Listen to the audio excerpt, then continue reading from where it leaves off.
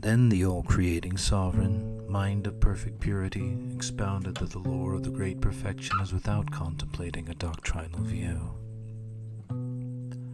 O great Bodhisattva, not to contemplate one's own doctrinal view means I am the all-creating one, and I ought not to be contemplated upon.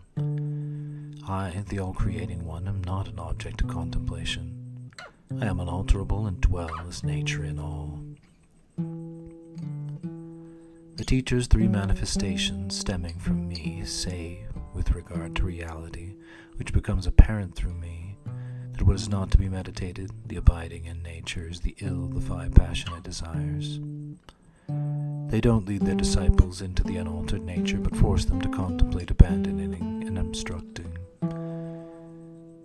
Such teachings are in contradiction to the central vigor of the unaltered. The bliss of the deedless will not be obtained by those who claim that the four groups of non-Buddhists were established as retinues after being blessed by the manifestations of compassion. O great Bodhisattva, when with regard to reality which emanates from me, they say that it is the ill of the five passionate desires, they theorize and apply the two truths to the Bodhisattvas of the first and the 10th stages. Thereby they will contemplate on the theory and practice of the manifestations teaching of whether the ultimate is not or whether the conventional is. This obstructs my central vigor, the unalterable as it is. O great Bodhisattva, from me reality emanates. The manifestations of communal joy instruct the retinues on the unalterable, the as-is, the reality, but they do not understand what is implied by saying as-is and unalterable. Thus their followers bless the outer and inner, the animated and inanimated world through purging rituals. They evoke the wisdom deities of meditation by means of the limbs of enlightenment, and all kinds of rituals. At one moment they make offerings, the next moment they dismiss the visualized deities and interrupt their meditation. Again they meditate and again they interrupt it. It's like a child's toy house made of clay. This obstructs my central vigor, the as-is, the unalterable. O great Bodhisattva, listen. Due to the teacher's teaching emanating from me, they enter upon an inquiry as to whether or not the defining characteristics of meditation exist with regard to the apparent reality which emanates from me.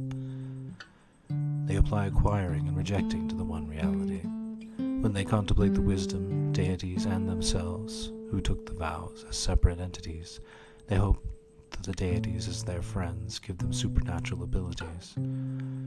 A meditation which views the one as two is an error. As my actuation is one, there are not two to be gained. O great Bodhisattva, listen. My nature is evident, yet they transfigure their own person, purified with regard to the psychophysical aggregates, elements, forms of consciousness, sensory abilities, and sense objects into a diamond deity. They perform meditations through the rituals and the four types of religious service. They work for the good of the beings, by mentally radiating and contracting the visualized mantras, and by making offerings to the noble ones. They hope to gain supernatural abilities by combining the practice of radiation and contraction of mantras.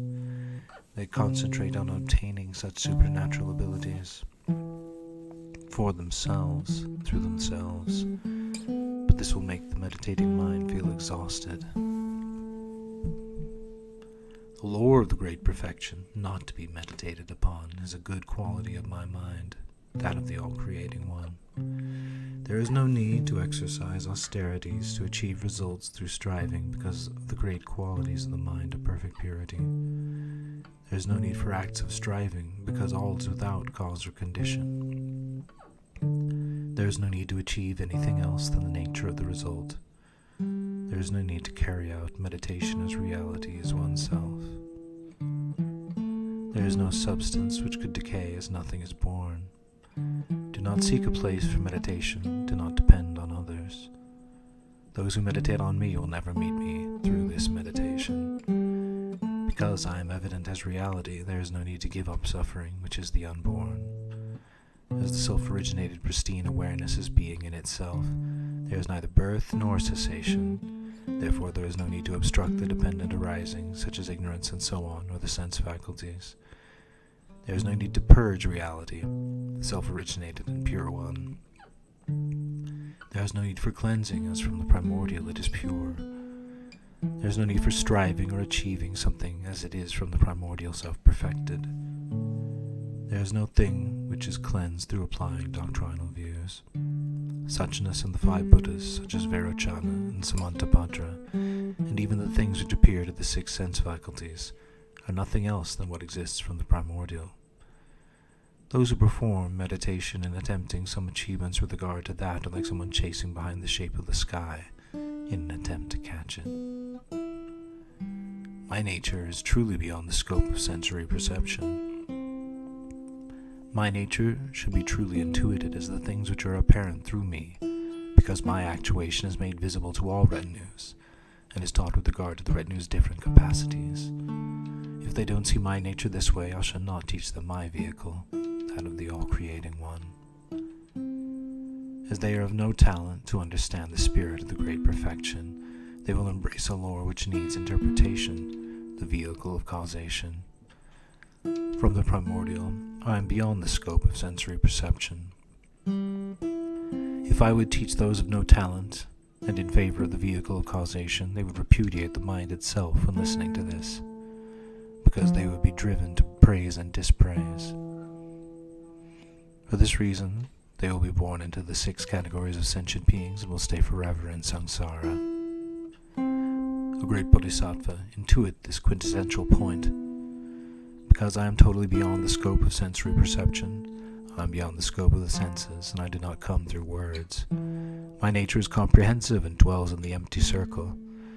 It is explained as non-conceptual, non-dual, and one from the primordial.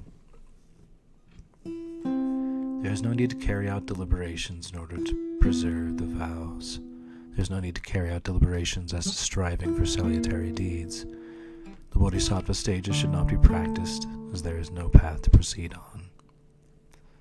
Do not search for reality in anything else than yourself. The self-originated pristine awareness is imperceptible and non-agitated. This is my lore, that of the all-creating one. There is no other lore. Do not engage in achieving and striving as I am beyond causes and results.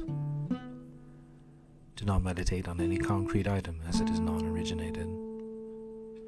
There is no need for decay as it is unborn. As I am imperceptible, do not meditate on me as if I were perceptible. In the middle of the great dimension of the all-encompassing great bliss, the nature of this unreflected great balance rests. Do not engage in meditation, and do not try to understand intellectually the imperceptible nature, reality.